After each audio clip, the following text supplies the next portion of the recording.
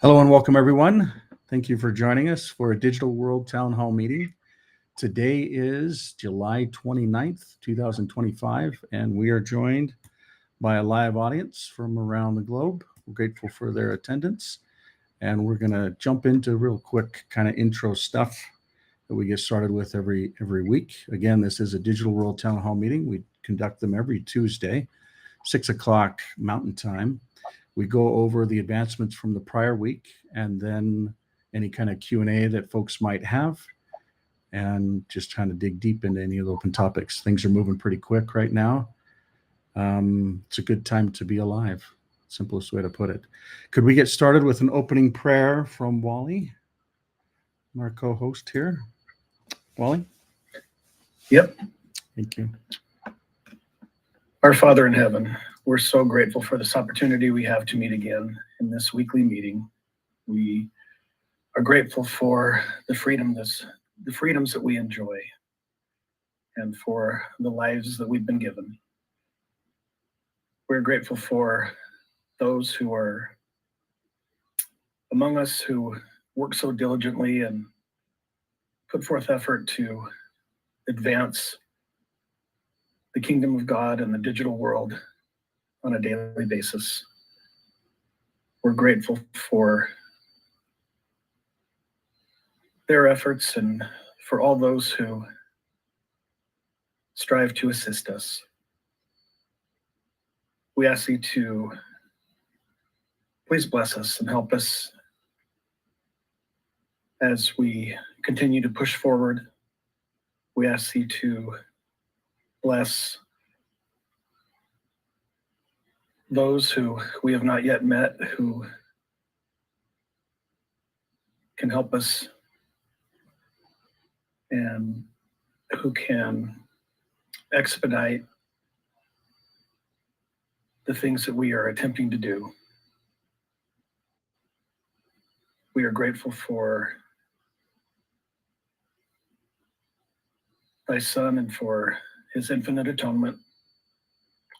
We ask thee to please bless all those who are on this call and those who are not able to attend. Please bless them with health and with safety. And these things we humbly pray for in the name of Jesus Christ. Amen. Amen. Amen. Thank you for always just being there. It's been 3 decades worth of consistency, and just know that it's appreciated, not taken for granted. We always have to mention that this is a private membership association, but I think it's crazy that we all just don't have privacy and freedoms and basic human rights here on earth. But these are simple things that we'll mention until we get to the point where humanity actually recognizes them. The digital world is here to basically combat and create an alternative to the centralized systems and the secret combinations that basically they come together. These are some of them in different categories that come together and basically work. And I know many of them may not even understand that they're working in controlling others, but it may just be a natural thing. But basically, we're here helping to create an alternative path to all of the centralized systems and to be able to provide choice for humanity. Decentralization is really a vehicle to be able to do that. And we'll go ahead and go through some of the advancements that we've been able to accomplish this last week as it pertains to that.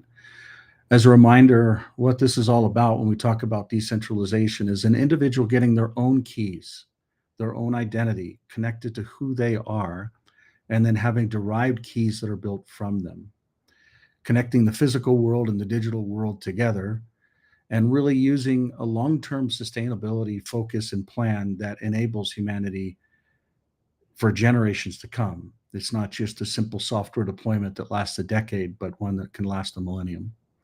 Some of the things that we'll talk about are advancements around exchange, homes, phones, autos, and communities, but as it primarily relates, focusing all of those around a pilot. And the pilot is focused within Utah, and we'll go through some of the details there. These are some photos from this last week.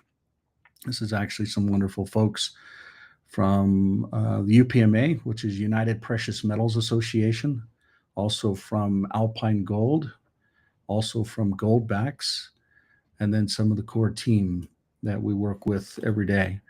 We had an amazing meeting this last week, and the first of many. We've already had many over the years, but this is a cadence of meetings that will go every Friday with an amazing woman that has done over 53,000 decentralized digital marriages online. And she is a pioneer, one of the few that are in government that have not only embraced technology, but decentralized and blockchain based technologies in the government ecosystem. And she is all in and she gets it and she sees it and she's committed to it. For those that this may be a new topic, I'm going to jump out of this and I'm going to run over to this is the actual home site. So Utah Life is the actual pilot. It's built with an application and a website. This is the website. The back is functional and it gets more functional every day. The app is within a week out, hopefully in the next, whether it's on an Android environment, an Apple environment, or a Clear environment. The things that it'll actually focus on are these simple apps that come together that basically give people their own ability to operate and to govern themselves, but within a state-based environment. So this isn't a providence or a union or a kingdom. This is a formal state using the laws within the state. I'm going to go through them real fast because they're really important and it's taken a lot of time to get to this point. The Privacy Act, which is a fully approved act, the Digital Choice Act, the Private Membership Association Act, which is what we just were talking about initially, the Currency and Innovation Act, and then a House Bill 470, and then a Senate Bill 260. And the gal that I just showed you, her image, was actually the one that created this bill here. So Senate Bill 260 and House Bill 470. They're very important bills, but the rest of them are also massively important.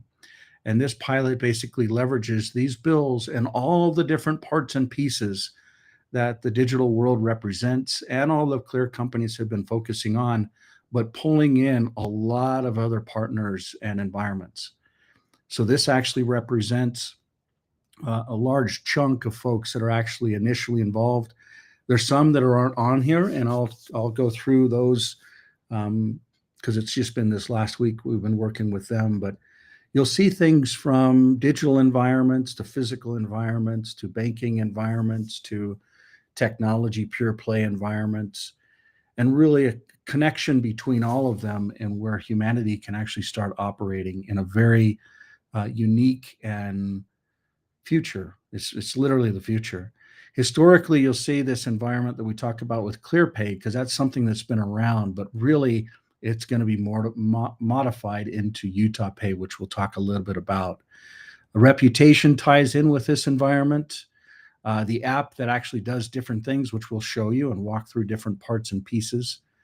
And what's really neat is there was actually a senator who called Amelia, the gal that was on this last year, and said, I'm in Africa and we can't move around. The government's not letting us because we don't have a copy of a birth certificate of one of our children. So they're a family that's moving around and one of the kids didn't have a birth certificate, and she was able to do it because they had a digital wallet environment to actually push it over. So we look forward to going through that. And then also potentially new legislation that will come from today's topics that we'll discuss with you. There were originally 6 counties when it started, and this last week it's actually expanded to 3 more. So actually tomorrow, we'll have a meeting with this Beaver County, the actual commissioner down there, and they'll go through some very interesting use cases as it pertains to really commerce. What do they actually create? They create a lot of sheep. And how can those sheep actually go into other environments and connect into other systems, commodities, equities, currencies, etc. We'll talk a little bit about that. And then there's just a lot of other environments. For instance, there's another whole payment environment. When I say a payment environment, I'm talking about digital payments. So I'm talking about physical payments. The combination of digital and physical coming together in such a way where it's backed by real gold that ties to real assets, which is something that in the United States of America, the President of the United States actually signed into law around the Genius Act. All of this will comply with the Genius Act, but these different counties are some of the first ones will actually roll these out in a test environment that basically is being positioned between October 2025 and March 2026. So this is basically the pilot that we were just going through. Yeah, so we'll continue to kind of go through the update from this last week. So grateful for those that are in government that really understand and see the future and are willing to take the risk. And there's real risk with this, real risk, like detrimental, serious risk that come with it, not just political stuff, but from safety and life. This last week here in Utah, we celebrated what's called Pioneer Deer. Or this last week is Pioneer Day, which was the 24th, and we blow things up, and we basically have rodeos and crash up cars and all these fun things. But really, it's for those that came across the plains and gave not only their life, but their energy and focus to be in an environment that's free, not just the United States of America, but the state of Utah. There's a unique part of Utah that's kind of transpired this last week that's going to connect to a bunch of other environments, and I'll explain that to you, which is a place called Zermatt, which is a lot of the settlers that came across in those pioneering days came from Europe, namely Switzerland, and they settled a place up in the mountains that's midway between a lot of different things, and we'll talk a lot about that. But this last week, we've had the opportunity to invite the owners. One of them flew in from London, and we're talking about really some of the similar programs. I'm actually going to drop into the Pacific Union here. I'm going to open up a tab. So I'm going to go to Pacific.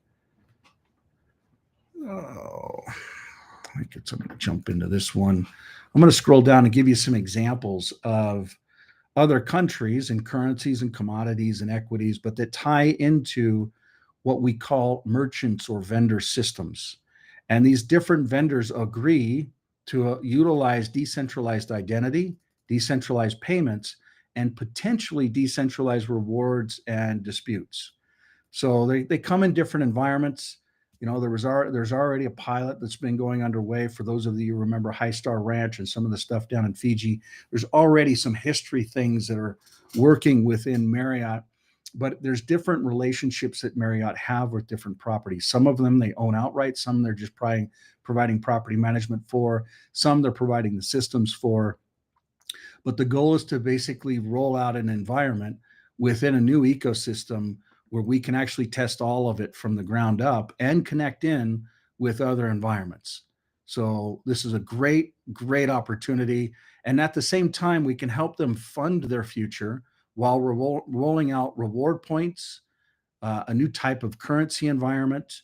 And then they have three different, what's called a homeowners association or HOA that ties to different property types. One of them are suites, which we're showing you here.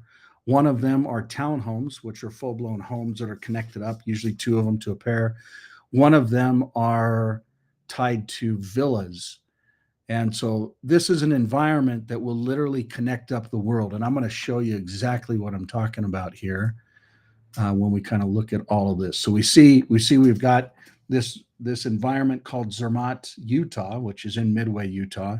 And that actually connects to Zermatt over in Switzerland. Now, Zermatt in Switzerland is known for a couple different things. One, privacy. Two, payments / banking. What a quinkydink. And when you look at a lot of the different things that they're able to accomplish, for instance, you've got Zurich and Zeus, and then you've got other environments where really the World Economic Forum come together in this environment, and they're one of the secret combination environments. But the goal is to take the best of the best around privacy and payments / banking and tie it to the future. It's interesting because this last week we've had some interest with some folks that really care about gold, they care about identity, and they want to be in the middle of a lot of different things that are happening.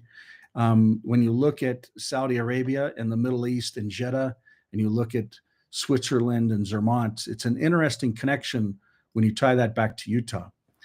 I spent a month or so in the Middle East, and it's interesting to see how many folks actually send their posterity or their kids to Utah to actually get educated. Why? Because you would, I know this may sound really weird, but the Muslim faith and the Mormon faith have some very interesting ties, primarily around, they're both Abrahamic based covenant keeping environments or belief systems. I won't get into that. It's not really um, the core of this conversation, but there's a serious overlap with the Middle East. And when you talk about the Middle East, they actually pull in Switzerland. And when you bring it all together, you bring it in an environment that actually connects. By the way, all of these yellow environments are actually the counties that are in the pilot. And then the blue ones are starting out with the different resorts or hotels or private communities.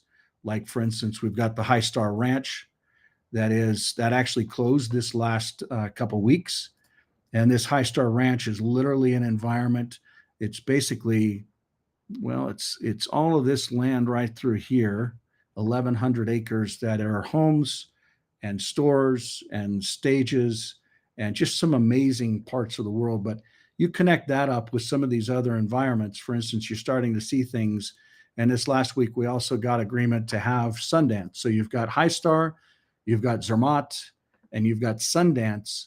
Sundance, the film festival is actually going to be leaving Utah this next year. From a physical standpoint, we're going to pull it in from a digital standpoint and pull it all together. And not only did we get a green light moving from High Star this last week, but we also got Zermatt and we also got Sundance to be able to pull a lot of that stuff in. There's some different things that we're working on with Sundance, which we'll get more into the depths of it in the future. But the connection between all of these different environments is what I wanted to try and bring up. Imagine a reward system that is really the future of how things can all come together. And one of the epiphanies as we were starting to roll this out was how all the parts and pieces come together. I know this might just be a chart, and for those of you that are aware, we've got books and books and books. This is actually the book for this year, but we usually do a book and we usually have a theme to it and a focus. I know this may sound weird and like we work on a lot of different things, but the real key is to have one goal with measurable teams behind it with what we call lead to lag measures that are actually focusing on that particular goal. And then we put energies and efforts around it. This last year, I say we haven't been as good at measuring continually with a cadence every week, but that's basically how we focus since 2005 for the last 20 years. Every year we have one goal, and everyone and all the clear companies are all focused on that same goal. I actually connected up with a gentleman named Michael Simpson this last week to basically lock our next 2026 goals. So we're scheduling out October, November, when we'll all come together around the world to basically focus on 2026. And one of those goals ties directly to this image that's in front of you. I know it may be difficult to see. I know it may be complicated, or I know it may not make sense, but that's actually by design. But what I can tell you is, and that's by design from just an image. Hopefully by the time it gets rolled out as an app, it's really simple. But what you're looking at is basically a combination of systems and applications that there's already a framework for, and they really do work and they really are the future. But there's some epiphanies that hit us massively this last week, primarily around artificial intelligence. We're in July 2025 and AI is moving rapidly. Sometimes in technology, you don't always want to move as fast as it moves, because if you're on the cutting edge, you end up bleeding. And sometimes that's not ready for the mass population around adoption.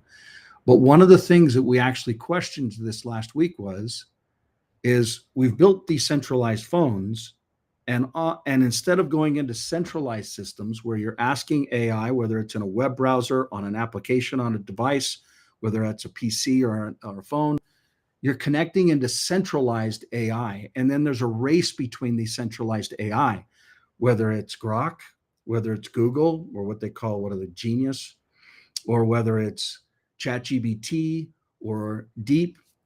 any of these different systems that are out there. Some of them are open source, some of them are not. What's a common theme between all of them is they're all centralized. And the epiphany that hit us over the last couple of weeks, and then this last week with validation and testing, is the ability to actually launch an offering that runs on the phone. So it's not centralized, it's decentralized, but you can share the technology in such a way where everyone as a community can actually benefit from it, but it's completely private. And so some of the validation of that has basically taken place this last week. And we plan on going into a full product phase with it.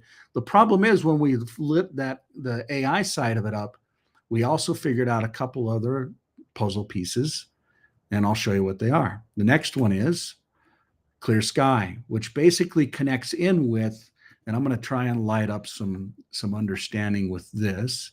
When we come back into this pilot within the Utah environment, and one of the things that's very unique around Utah is this thing called the Digital Choice Act, okay? This Digital Choice Act basically enables the individual to take their identity and their data with them where they want to go and how they want to go. And if social platforms don't allow them to do that, there'll be a $2,000 charge per incident. So imagine if there was a class action lawsuit, which, by the way, when this went into effect, it was July 1st, 2025. The charges will go into effect July 1st, 2026. But the legal claims for this can actually start now. So there's actually a legal process, a class action lawsuit in the digital world that will be filed against different companies, Google, Microsoft, ChatGPT, Facebook, LinkedIn, and we're questioning whether X will be involved in that. That's a different conversation depending on where the relationship goes. We will take open standards and open protocols, namely protocols from Frequency and Blue Sky. The standards of those protocols will integrate into this new social platform. I won't even go through a lot of the details, but life will be the core part of it. Some of these other use cases and amazing people that were behind them around payments, identities, connections, communications, how you talk, how you connect, how you share your life, how you actually interact with others, how you connect with others, how you build relationships, how we come together in humanity and share services or value, how we actually can navigate life, how we can go through a process of saying, you know what, we're in a different society than we were before. How do we connect and share? You know, Marketplace, Facebook Marketplace is massive. You know, and there's other local communities. For instance, in Utah, there's a thing called KSL.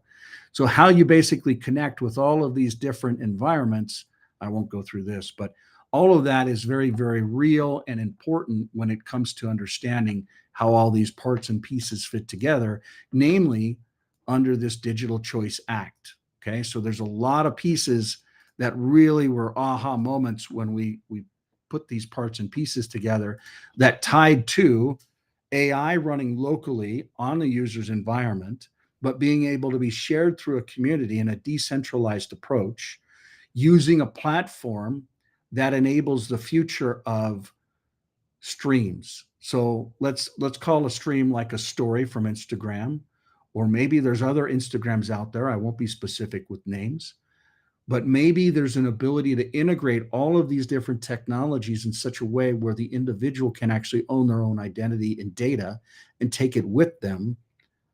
Think about the resume built on LinkedIn. Think about the memories that are shared in photo albums on Facebook. Think about the stories that are communicated through Instagram, and think about all the complexity to navigate just those three apps. Well, in the future, with an application like Clear Sky, you don't need to. They all funnel into one. This is similar to what we did with the Clear Community, but this is the technology behind the Clear Community. Through a protocol that will be a standardized protocol, kind of like the protocol, what's called an AT protocol with Blue Sky, and then the Frequency protocol combined into one protocol that uses an API to basically share it with the world. So that may not make a lot of sense to a lot of people, but the ability to link all this stuff together with the existing systems. So the payments, the exchanges, the licensing, the registration, I'll go through some of those interfaces now. So here's an example of Utah Life.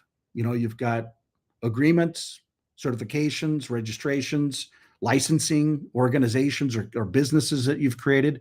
Maybe they're public, maybe they're private. When you create a public business, you may create it at the state level and it may just stay private. You may create it at the state level and it may go public. But what I mean by that is you can still, anybody can create a private business. The question is, do you want to actually incorporate it in such a way where you can take fiat money? Well, if you're operating in this new system, maybe it's not fiat money. Maybe it's real dollars and cents. Why is this so important? We'll go through some videos and talk about some of the things that are happening within society, namely around BRICS and others. But this is a dashboard that pulls a lot of different things together. And you'll start seeing advancements, whether it's with businesses or assets or dashboards or reputation or the ability for kids or marriages, all of it to come together in a very, very real way. The other thing that's a massive thing that is also in the crosshairs, and by the way, Wally, will you task me to follow up with Don this week, probably tomorrow? But on the medical side of things, the ability to be able to pull in health and all of your records, your own data, your own records. We have a lot of folks from around the world here in America, in Canada, in Australia, in New Zealand, and other parts of the world. But in Canada and America, there's a gentleman named Richard Dick who actually built the standards and protocols that were supposed to be implemented the way that we're talking about. And not just in one country, but it can span other countries. So we'll talk a lot about kind of how that comes together, but these are massive, massive directions. Again, 53,000 digital marriages happened right out of Utah, first state in the world. And not only that, we're taking it to a standpoint where the environments can actually connect up in a very unique way. I believe that the Hawaiian Kingdom or the Kingdom of Hawaii will have an opportunity to lead in this as well, which is a little different conversation. One of the things that's different about this deployment is it's not just ClearPay, but Utah Live Pay will have an ability within these different jurisdictions, these different locations that we were showing you, within these different counties, within the different, I believe that they're actually the future of banks, places that will actually accept these and convert them into things that we look like. Let's say that I want to go and convert, these types of dollars. So literally it's just the same width here. But let's say I want to take, one of these dollars and trade them in for one of these dollars, right?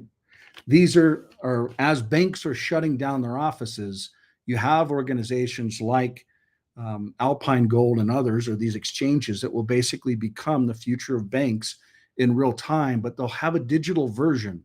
And that digital version is an example of what we're talking about, with really a gamification process on how merchants or vendors can actually accept a new type of payment. Just like when Visa came out, we all used to work off of this before we would go and actually use these things to go and do something with, right? So instead of using a credit card, we were using cash, and maybe in there we were using a check as well. But there's a new, and for years people have said, well, it's not going to happen for a while, but it is happening now.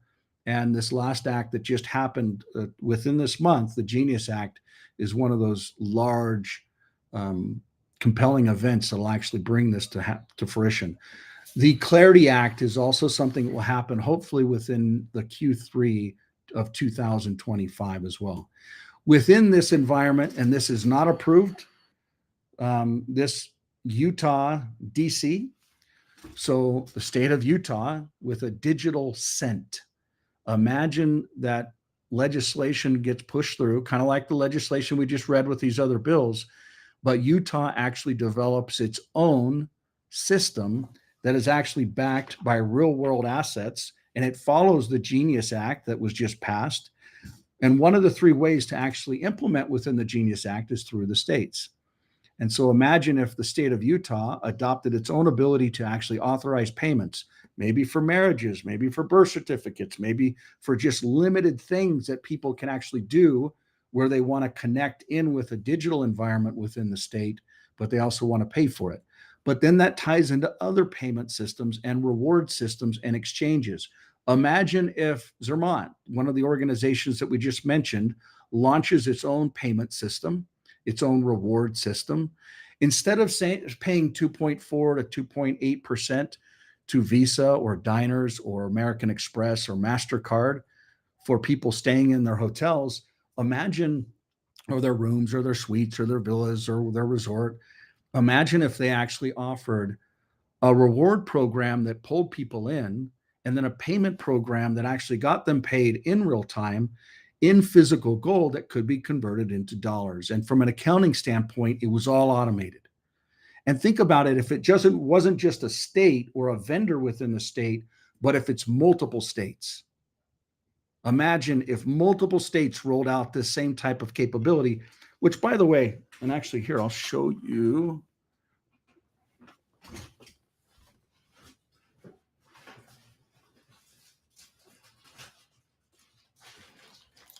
So here's some examples.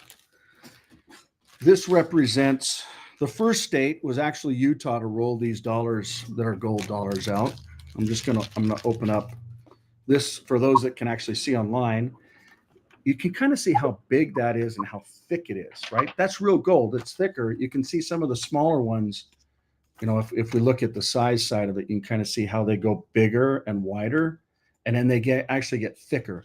But this represents one state, okay? So far there's 7 states that have these gold dollars.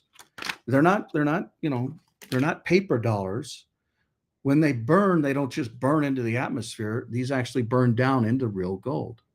So there's a real intrinsic value behind them. For instance, instead the $100 bill in this currency, what's it really worth? What is that really worth?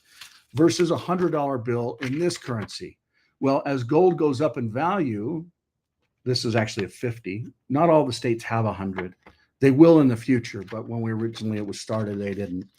But this is about $660 in value. As a matter of fact, I'll pull open an exchange and show you specifically what I'm talking about.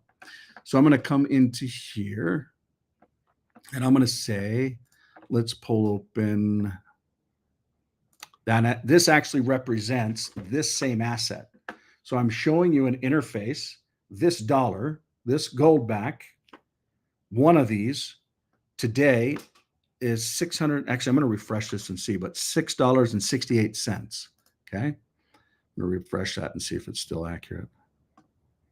Actually, I just loaded that up. So you can see historically kind of the value of gold. This is just this year, right? So it was $4.80 earlier this year, and now it's $6.67. So as these things just get created out of nothing and the value of the US dollar goes down, and I hope that's not the case, but this is like a drug for the government. They just want their next fix and to get the next advancement. And every time they create more, the buying power, that's why everything is getting more expensive. It's actually the biggest tax, which is inflation. So they literally are taxing people because the value of the dollar is going down. So you have to work harder to stay in the same place. Have you noticed how groceries cost more or housing costs more? I won't get into the details. You already understand that. But this type of a dollar, if you melt this down, it doesn't just go up into thin air like this. This actually goes into a physical asset that can then have the same market value that you see here. Okay. So this basically is what one gold back is worth. And you can see the trading value into different assets. So I won't get into all the details, but the net is if someone wants to pay in real dollars, in digital dollars, in physical dollars, all of that stuff is going to tie to a system where they can actually check out in real time, and it will be deployed in wonderful environments, kind of like what you're seeing here. So whether you want to go to a resort, get a room, go to a dinner, go to an event, by the way, within this environment, you're going to see some amazing stuff, which hopefully I get to here in the next couple slides. So, and this isn't just a model for how one state can roll it out, but how many states can roll it out and be compliant within the Genius Act, and at the same time use technology that is basically given to all of humanity, not for speculation, not for greed, not to be looked at as some chart that says, oh, well, we got Cardano and Solana and Ripple and all these different things that are all moving around on charts with how much gamification and speculation and gambling. And, is there really uses to them? Sure, there are. As a matter of fact, what you're looking at here, it can do privacy like Monero, but it's actually in a transaction layer where if due process is enabled, everyone can see it. So it provides the letter of the law and the spirit of the law that has to be followed based upon what the Constitution is. We won't get into details there, but the point is every state can roll this out if they want to. And we believe that this actual facility that we're talking about is a mecca or a building place to actually start before the High Star Ranch, because the High Star Ranch is going to have some digital elements to it, like a digital stage and a digital center and a digital store and a digital bar and a digital restaurant, digital office complex that digital companies can come and actually develop and collaborate together and learn and grow and do some amazing stuff. But it's not ready today. This is ready today.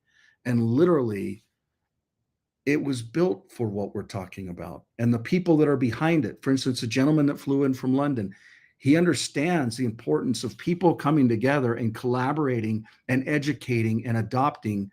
And literally, he's already built it. Many have already built it. And the ability to include these things all in one environment is massively important. So we're grateful for some of the doors and windows that are flying open, whether it's technology and digital or whether it's physical and collaborative. So these are just amazing opportunities. The facilities are amazing. The environment is amazing. The ability to actually renovate this and pay for it through letting everyone in the world become involved in it and a part of it is amazing. For people that want to come here and share life and grow together, whether it's enjoying the snow or whether it's enjoying the sun, this is an environment that we believe will be one of 5 or 6 resorts that will create a gamification process within the state of Utah, leveraging this Utah or UTDC, not as a coin, but as a cent. States can create their own cents. And when they create them, they can operate on them just like they would in other environments. Now, do they back them? Do they support it? A lot of that stuff is still going to be defined. There'll be people, there's actually a lot of just different crypto or digital or decentralized meetups and associations here in Utah that the digital world be getting more and more involved in. We look forward to reporting back to this body in that environment. But basically, you'll see some of this stuff starting to mature over time. So with that being said, that's basically the updates this last week. We did have Apple limit some of the functionality within the Life apps within the Apple Store. We will be moving that to a web interface instead of the app interface. So other than that, any thoughts or comments or feedback or anything you want to review or discuss? Now is the time for question and answer. Anybody? Thoughts, comments, observations? Yeah, I have a question, Michael. Mm-hmm. So what if I go to the Zermatt Resort and I have some of their currency, and then I want to go to, let's say, what did you call it? The High Star? The High Ranch? Mm-hmm. Mm-hmm. Okay, so am I going to be able to convert my quote unquote Zermatt currency to the High Ranch currency? Like, how does that work? Or like, how does that work? So I'm gonna just ask the question a little bit different. I'm gonna take a word that you used, currency, and turn it to rewards. And then I'm going to show you actually how it would work. So let's say within the Utah environment, let's say that this asset right here, let's say that this is a reward.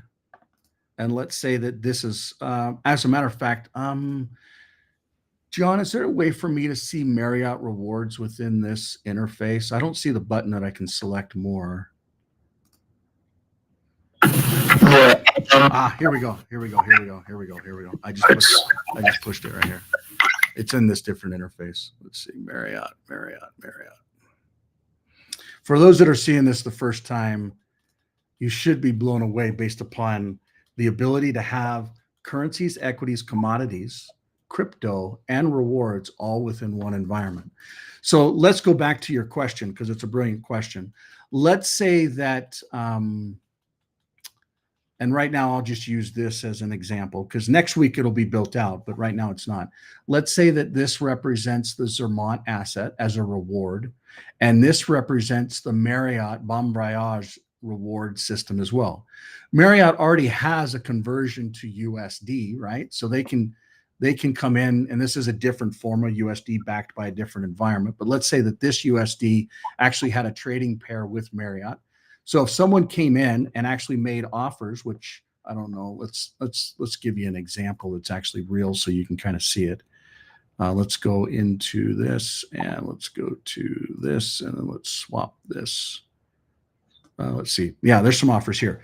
So you can see that there are third parties that are saying, you know what, I would buy this and sell this at this. So the world can go ahead and speculate based upon fair market value around exchange rates with one party to another party. So let's say that you've got Marriott rewards, okay? Okay. And then you've got Zermatt rewards, okay? So they're two different hotel chains, and they have two different values that convert to USD, okay? And I know the graphs aren't accurate, but if you can, in your head, you can kind of think through it. And then imagine that there's a really simple, imagine that this interface says, my dollar amount is $130 US a night. So what is that in Marriott value in the rewards? What is that in Zermatt value in the rewards? And what is that in gold or silver or whatever else? What are there other mediums? Imagine an interface where you can actually do one thing. You can actually come from a credit card and actually purchase any of those assets, even purchase, the equivalent. So you go from a USD standpoint into a digital USD standpoint, and in that can convert anywhere. And by the way, in this digital environment within the digital world, which the Utah Life Environment and Pilot stand, you can actually transfer with real-time settlement and no fees within the system. Now, I believe that the secret combinations, I think that a couple folks are going to be tagged. Maybe we work with them, maybe we work against them, who knows? But I believe that USDC and Coinbase are going to come together and try and have that same type of a value prop that is already natively built into the digital world. Real-time transfer, no fees. That is the future, period. They'll try and figure it out on the back end, but the details behind this is it's all built in. But imagine if you can take one asset, and I don't know, let's see, I can't select all. John, we should be able to, and maybe it's built in here. No. We should be able to. So in other words, there won't be, it won't necessarily, I won't necessarily be swapping it. It won't necessarily be a pair. I have to go from, let's say, Marriott rewards into DUSD and then into, let's say, the High Ranch coin. Yeah. So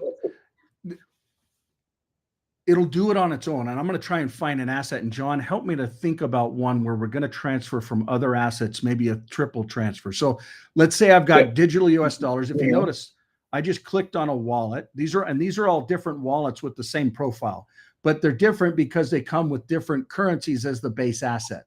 So this base asset is, there's 7,214 digital USD because this is a US based environment. This one is a Hawaiian based environment. And so this one will actually have the dollar environment. So you can transfer that as the base asset.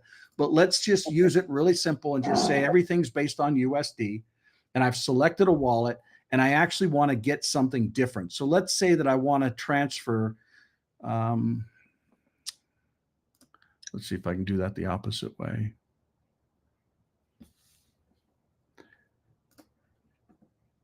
Okay, so you can see here that I can transfer 153 native to buy 63 equivalent of USD or DUSD. So if I click on Okay. swap, you're going to see that it's actually my path here. It's found a path where I can go from one asset to another asset, native to DUSD. But if, oh, what did I just do? Let me reset that. When I zoomed in, it kind of got lost. But basically, if there's multiple different ways to do it, it'll automatically find those paths and automatically track the best route for that trade, so to speak. So if I say confirm, Mhm. and then by the way, everybody in the world can see this. Anybody can scan this all they want, but without the same credentials. This is 5-factor authentication. So I'm actually going to scan it. It's validating my face. It's validating 5-factor authentication, going through a process. And actually, I'm going to use, so I do lots of tests with both Android, Apple, and Clear. And I'm going to do this with a different device and see if this comes a different way.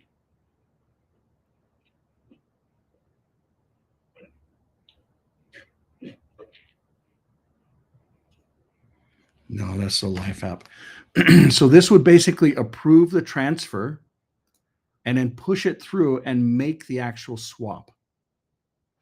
So it doesn't matter. From native US to DUSD. Yeah, it basically transfers based upon whatever the receiver wants to receive. So if So if I want to go from, let's say, the Marriott to the Zermatt, could I do that? Would Zermatt accept that as a form of pay? Would they accept Marriott as a form of payment? And then I'm just trying to understand how we can go from one environment to another. This is a really good question. And this is the value of some of the folks that are on that basically know and understand treasury and trading pairs and the ability to make sure that speculative assets mingled with real world assets don't kill systems. And that's one of the reasons why you don't see the digital world playing the games with the Ethereum assets or the Solana assets or the meme assets.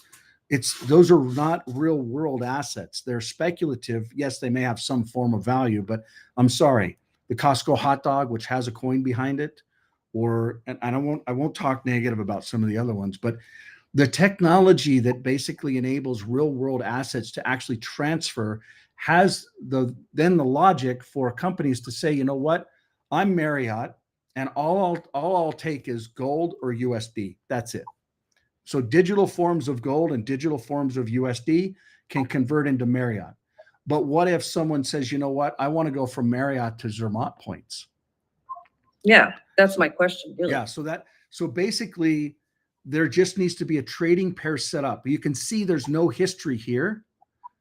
But Right. if I take one that has a trading pair, so let's say native, because not only does it have a trading pair and a solid kind of a history behind it, but it's also got a lot of people that want to buy and some that want to sell. And this is a decentralized exchange. This is different than what the Nimrods at FTX did and what any of the centralized systems are doing, whether it's Binance or Kraken or Coinbase. This is literally completely decentralized, not only with a web interface, but at a point of sale system where someone can actually go to a hotel and instead of just making a reservation within USD, they can do it within real rewards and real points. And not only that, but imagine you could actually take a deposit and then the full charge. I mean, it's just the ability to do around the supply chain, whether it's with sheep or hotel rooms or with one of the coolest one is honey. So all these different supply chain is what blockchain really enables, but you can actually help decentralized environments truly take off. If farmers want to grow food, they need to know who's going to buy the food and who's giving them deposits to seed it, to then harvest it and then ship it. And it's all going to come together. So basically, if the trading pair, what I'm looking for is that all I have to do is change it into, swap it into DUSD and then go from DUSD to whatever the other. But I'm it's actually easier than that. It'll dynamically, automatically do the conversions if there's a trading pair path in front of it. I'm not doing a good enough job explaining this to you, but kind of like what we see right here. See this path? See how it's just got two assets? Imagine 2 or 3 or 4, where you can go from some weird asset, and if there's an ability to trade it to one to another, the system will automatically know if those trading pairs exist. Does that make sense? No, I understand that, but if the trading pair doesn't exist, then all I have to do really is go into DUSD and then go from DUSD to whatever the other part of the other half of the pair is, correct? That is assuming that whatever asset you're looking to come to or from actually accepts that.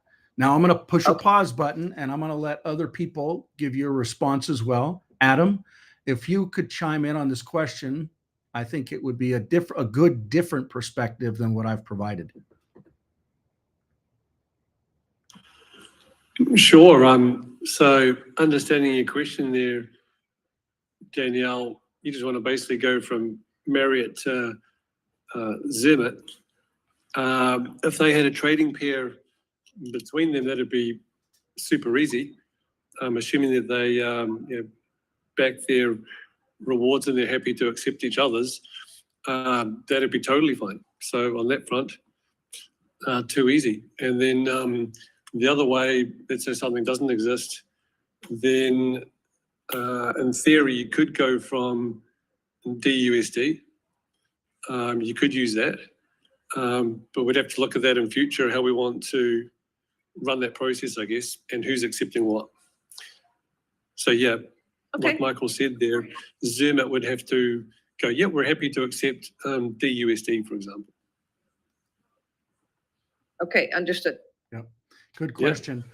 The other side of it, and the reason why gold is so valuable is imagine, so for instance, some people have like gold bars and they think that they're valuable, right?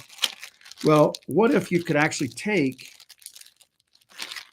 chunks and chunks of these things, right?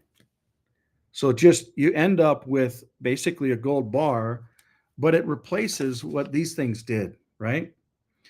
And imagine if this actually turns into real money, but as the deflationary things happen with currency, as it goes down in value, the dollar, the gold environment will actually potentially, and I can't make this statement, be accretive or go up in value, right? I mean, that's the history.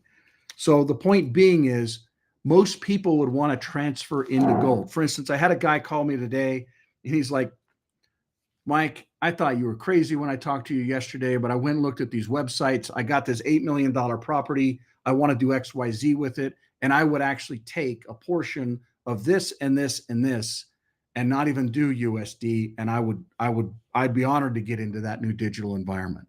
I know it's the future. These people have been talking about it. I don't understand it, but I'll take half of this property and give it to this organization for these types of assets.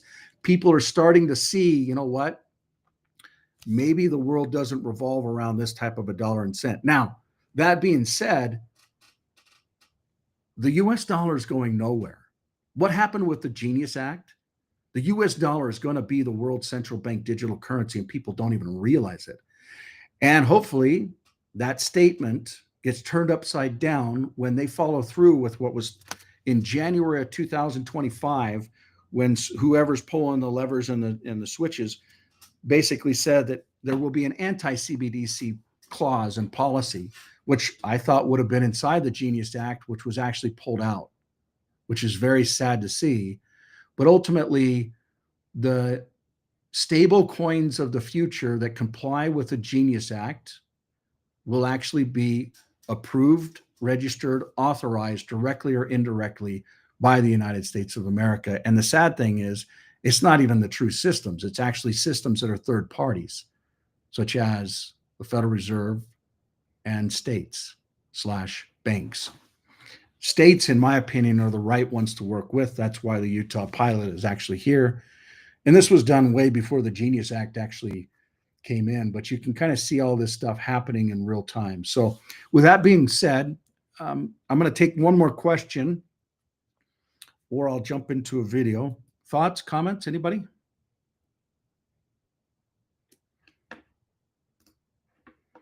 I'm going to play this. Maybe this will give you a little bit more things to think about. Introduce a new currency backed by gold, in contrast to the credit-backed US dollar, with countries lining up to join the growing initiative. The Russians backed up what Warren's been saying. A lot of people going, oh, this currency is not going to be anything. They said it's going to be gold-backed. Hello, it's going to be gold-backed. I know you're saying that China is globalizing the yuan, using Enbridge as a settlement system, but that gold is a layer securing this and adding that element of trust, which, as we said, has been missing from the other currencies in the other countries, and also expanding the Shanghai Gold Exchange. And I believe you're saying building vaults around the world. So Yes. break that whole system down for us. It is to internationalize the ability for traders in them, or clients, I guess you could call them clients, which would be central banks, other countries in the Middle East, in Africa, in Asia. Let's call it the Belt Road. The idea is to internationalize the yuan for trade amongst the Belt Road, which is all throughout this area, in particular Asia and Africa, eventually into South America, to facilitate trade over the Enbridge system, which is instant settlement, free from SWIFT intervention, and settle any and all imbalances in gold, which will be built amongst a series of multi-jurisdictional vaults. The first vault, built by the Shanghai Gold Exchange, operated by the Bank of China, will be in Hong Kong. Whenever there is deliveries out of China, it has to come out of Hong Kong.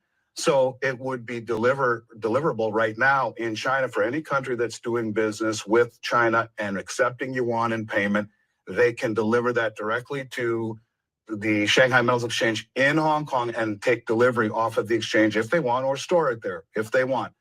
The next one that is going to be built will be in Saudi Arabia. And then from there on, it will be sprinkled throughout the Belt Road, eventually throughout Asia, Africa, and South America, as a way to disintermediate, if you will, or to break up from having one player hold all of the metal. It will be sprinkled amongst all of these jurisdictions to even establish more trust, so that it's not jurisdictional, that everybody has some gold amongst all of these jurisdictions. And it makes it much easier, rather than, say, the COMEX or the Bank of England holding everyone's gold. It will be spread around this entire new ecosystem to not only provide the legitimacy that gold does and the settlement and authenticity that the blockchain does, but to have it spread amongst various jurisdictions. So you don't get the moment like the Bank of England saying to Venezuela, yeah, it's your gold, but we're not giving it back to you. Sorry. We don't want to see that. And this is, I think, a way to really make it more foolproof in terms of its acceptance and of its legitimacy.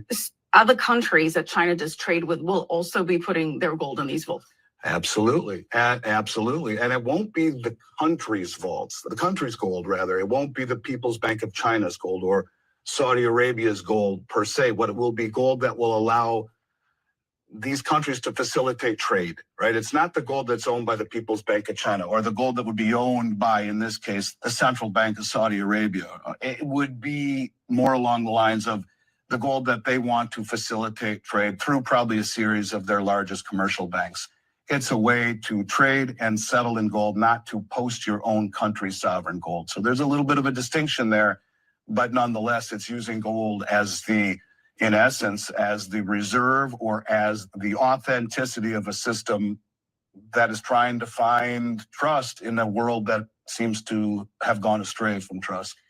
Something big is happening with the dollar, and they're counting on you not understanding until it's too late. Stablecoins, programmable, controllable digital currencies backed by U.S. debt, are now being built into the core of America's monetary system. It is a big week for the crypto industry. Stablecoins could be the solution. Because they're backed by real-world assets like dollars. I think that'll give regulatory clarity to stablecoins. This is not an auto pen, by the way. Depending on who you ask, some believe they're a solution, a bridge to a crypto future and the answer to America's debt disaster, while others believe they're a Trojan horse, a CBDC by another name, not built to free you, but designed to control you. But no matter where you stand, one thing is clear. Stablecoins are about to change the future of the dollar and therefore your savings, your privacy, and your freedom.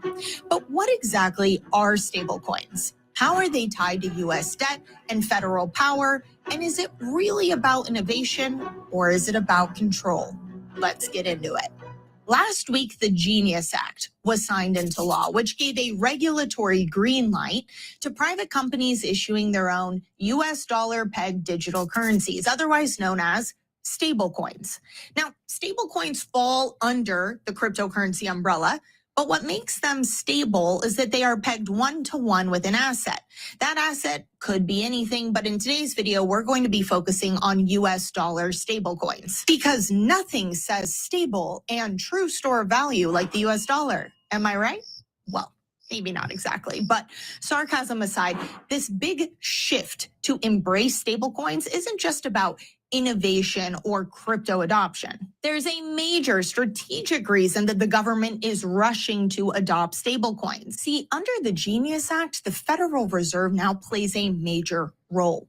They determine who gets licensed. They control who has access to the Fed master accounts, and they can audit, monitor, and shut down reserve access as needed. So just because they're not the ones issuing the token doesn't mean that they don't control the infrastructure that these private companies rely on. And that is just how it's set up today.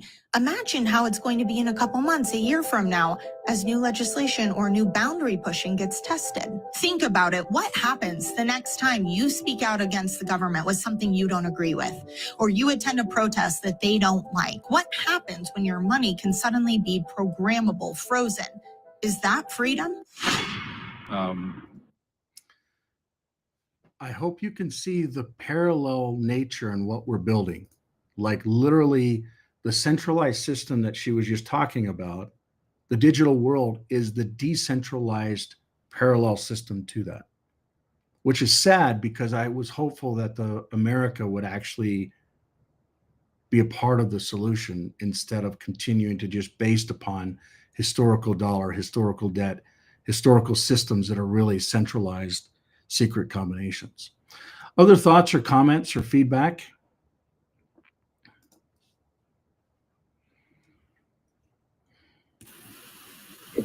I had a comment, Michael. Please.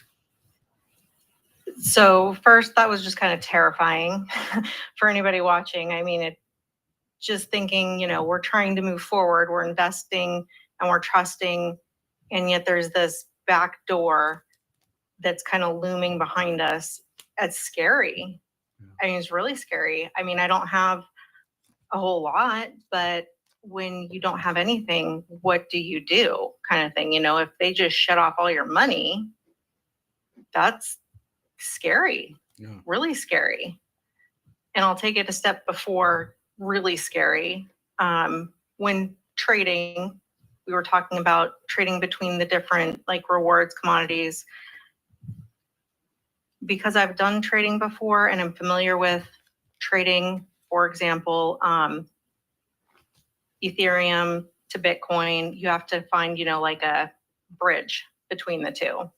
And it usually costs something when you're going to trade up or you're trading down, depending on your need, you know, value and what you're doing. So if there's a dollar value tied to the Marriott rewards, and I want to use it as Ethereum to pay for something else, how would that translate into a fee or process to do that?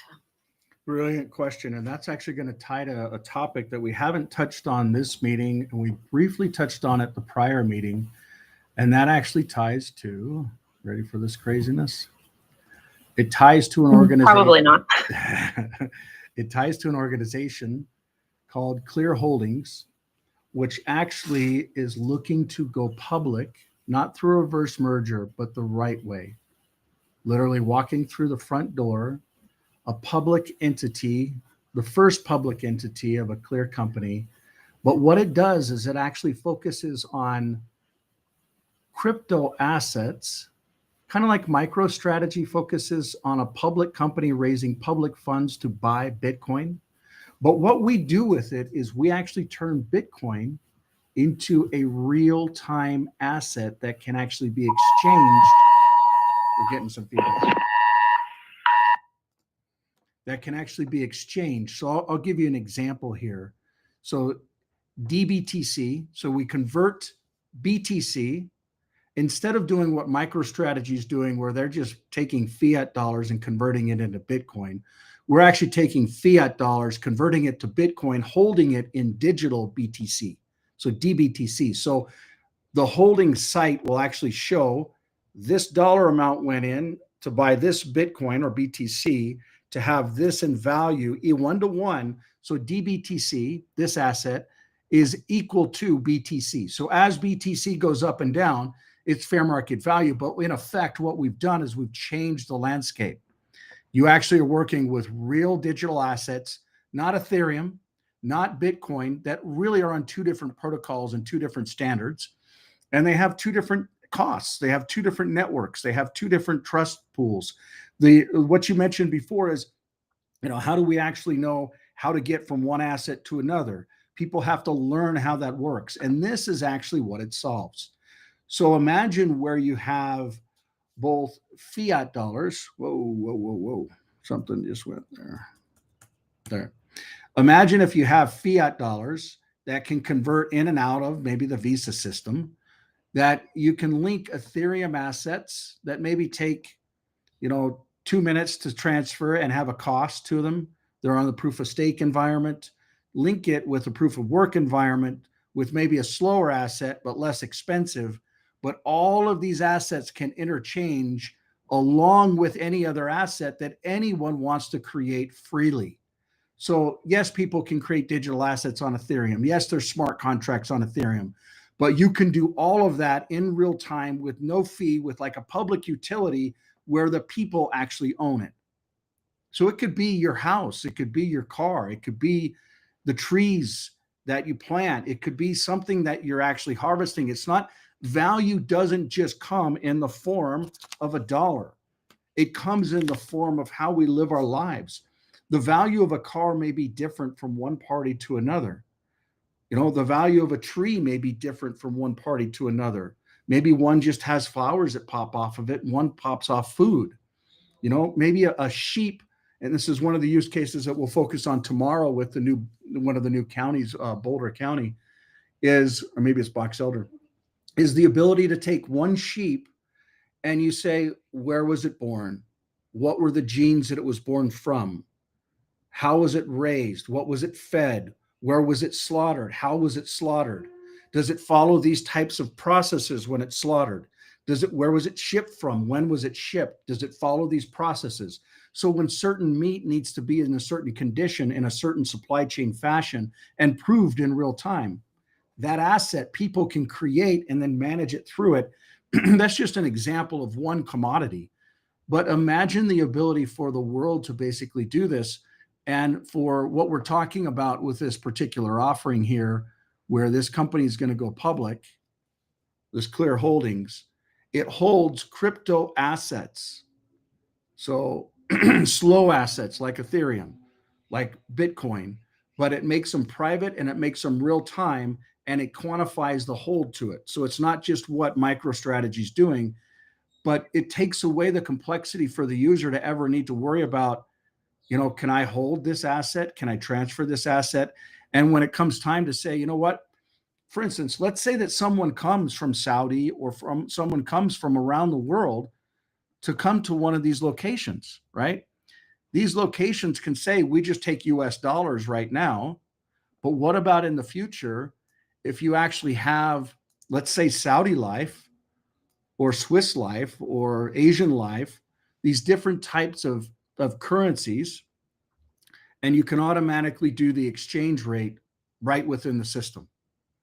So the foreign exchange becomes just one of the different use cases around being able to do these types of swaps and to find a path to be able to find it. So let's say that this is going from, a pound to a renminbi to a USD, and maybe through a reward system. All of that stuff can completely be integrated. But the question that Danielle asked earlier was really telling. And what Adam responded to is really important. And all that stuff hasn't been quantified around what are the trading pairs? What does the treasury look like? What does the liquidation pools look like? How does it work? Who's behind it? You know, all those different elements. But we believe that this is the framework for humanity to truly adopt systems, not just talk about it, not just speculate, not just gamble. Because that's really, like, when you look at these markets, this is all just gambling. You know, some of them, cocoa's struggling, orange juice is struggling, but these are just people gambling on top of it. And you know what? Some people make money when they go down. You know, this last week I watched another fellow Utah. He actually started a company kind of like Tesla. It's the opposite. It's called Nikola. And this guy literally, you know, I think it was Danielle that sent it to me. Danielle, if you could find that video and put it for our audience inside of here so they can watch it, it would be valuable. This gentleman basically built a company. He built a truck, a semi truck that ran off of hydrogen, which I totally believe in. The hydrogen is absolutely an asset of the future. And he had some people that wanted to short sell him, and literally went and created some press releases that were fictitious, that the truck didn't work. It did. And literally started a process of a legal process to actually convict him, which in the state of New York is just a very difficult thing for people to actually stand up against, which he tried to and he didn't. He lost. He was convicted. So this gentleman was actually convicted of building a business that was like I don't know if it was a $50 billion business. I don't remember the dollar amounts, but $34 billion business. That was the market cap, 34 billion. And the naked short sellers were basically going to make a couple $100 million. So people that were short selling, they were betting that things would go red. They were betting that things would go down. They basically created a marketing campaign to hurt this individual's business that killed the business, convicted him of how long was he going to go to jail for? 7 years. 7 years. 7 years of this guy's life. And then literally President Trump said, you know what? I'm going to pardon you. Full pardon. Trump went through the same courts in New York, which I can tell you and I won't even say it on this live feed, but there are secret combinations. These types of things are very, very real when we talk about folks that are behind the scenes that are trying to control things that are really God-given gifts. The sun, fresh air, water that falls from the sky, radio waves, you know, the ability to actually do certain things with minerals. And I mean, I don't think we really even understand how valuable the ocean is, the water, the salt water, how valuable some of the lessons are. You know, there's a reason why this guy named his company Nikola, and why Elon would name his company Tesla. The lessons that this gentleman brought to humanity are true and correct principles. Electrolysis and salt water to create different types of fuels, petrol, octane, hydrogen, and even things around rocket fuels. If you want to go to Mars, you could go to Mars just on the salt water. I know that people may think that doesn't make sense, but the electrolysis process that Nikola Tesla gave to us, and it's not him, that our creator gave to us. They're true and correct principles. It's ambient energy everywhere, all around us. And it's amazing. And secret combinations don't want it to get out. The oil industry doesn't want it to get out. Certain other ecosystems don't. I won't focus in on those, but let's jump to another topic. Any other topics, thoughts? The link is in the chat, Michael. Awesome. Wonderful. Other topics or comments or anything that anybody else wants to mention?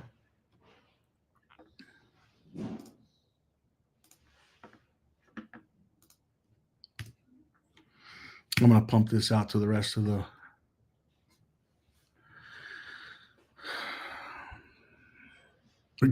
We're getting a ton of combined chats. By the way, this streams on LinkedIn, Facebook, X, YouTube, and one other channel, which I won't reference today.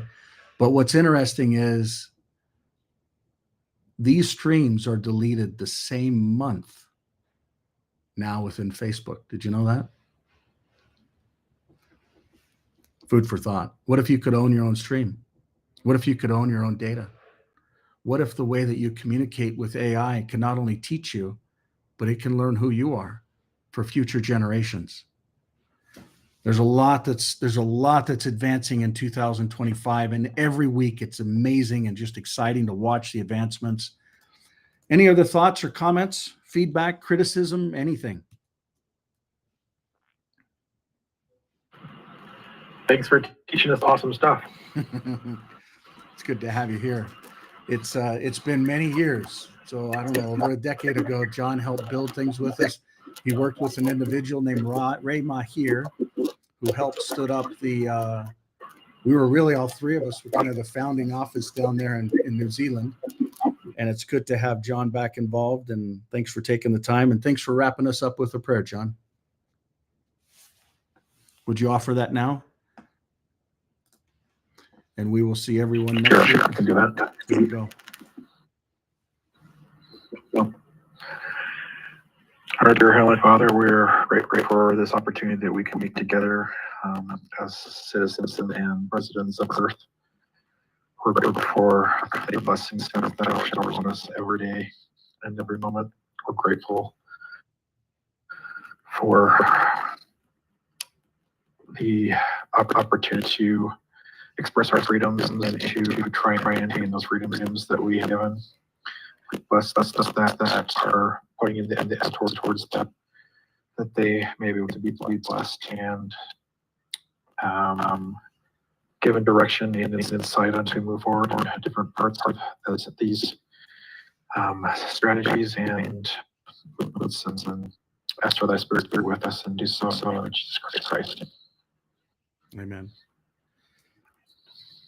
Thank you all for joining. Thank you all for being here. We will see you next week, every Tuesday at 6 o'clock Mountain Time, and we'll continue to report out on the progress that is being realized. Much love, and we'll talk to you soon. Bye-bye, everybody.